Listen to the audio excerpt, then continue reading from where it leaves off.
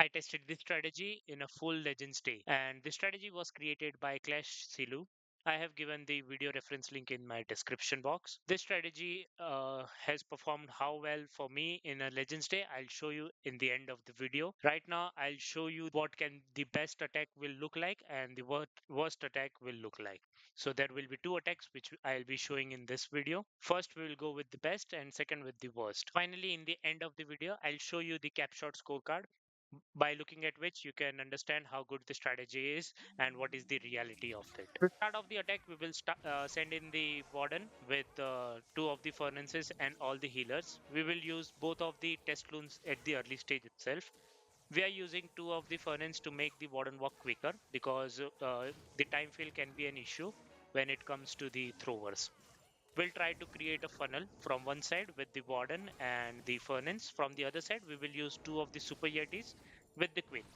So you can take your time while creating the funnel with the warden charge, but ensure to make it as quick as possible because most of the attacks get fail because of the time as well. Because throwers are not very quick and they can lead to a huge time fail. So maybe take 45 to 50 seconds max, which I'm talking.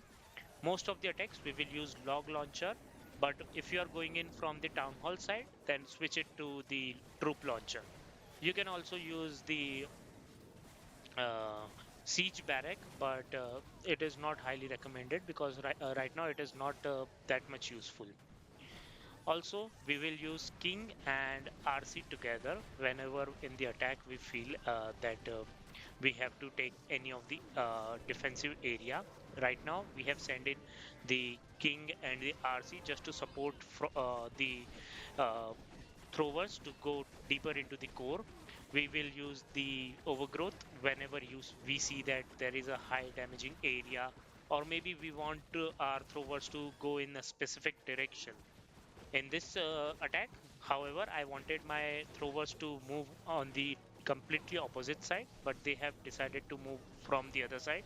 Still, it is a bit difficult whenever this happens because you have to do a big time multitasking while you have to keep your heroes alive and also have to ensure that your throwers are also not taking too much of damage. So you have to see where you have to use your totem spells. We have a big stock of totems, so there is no problem of shortage of totems.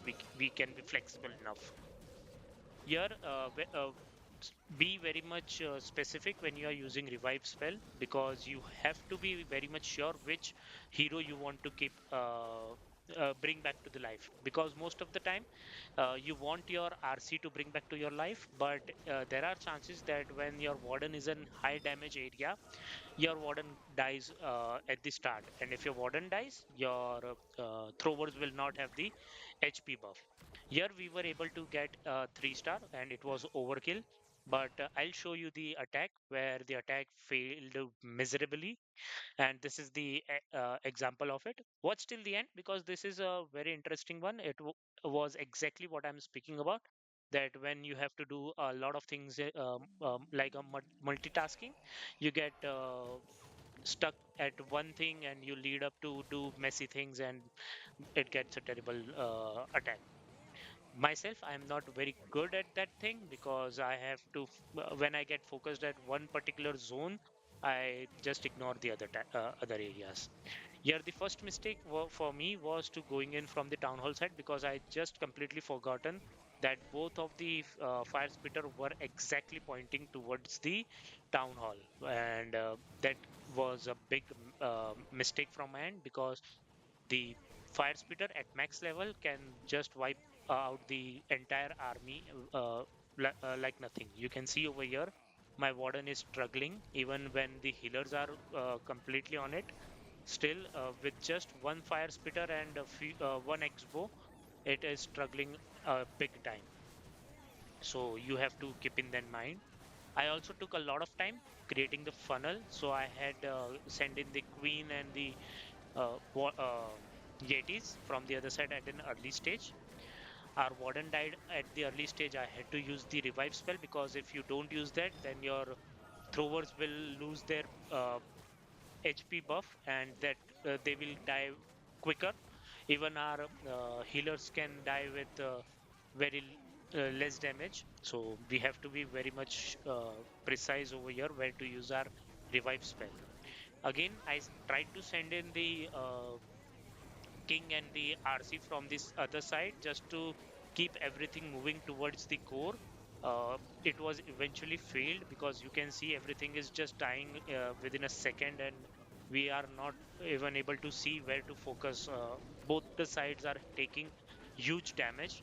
Even our overgrowth placement was not that good, and things were not going as per the plan, which eventually led for a 2 star.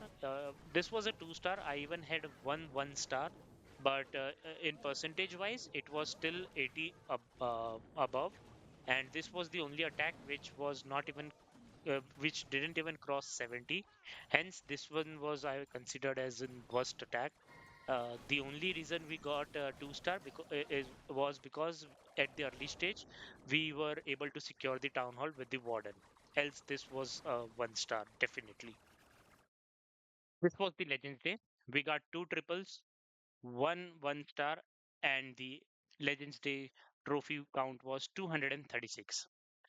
This is an average, but we'll see more details in our Kapshot scorecard. Our scorecard says the yield rate was 25%, the safety floor was 69%, 1 star, the complexity is 6.5 out of 10, and the time complexity is medium.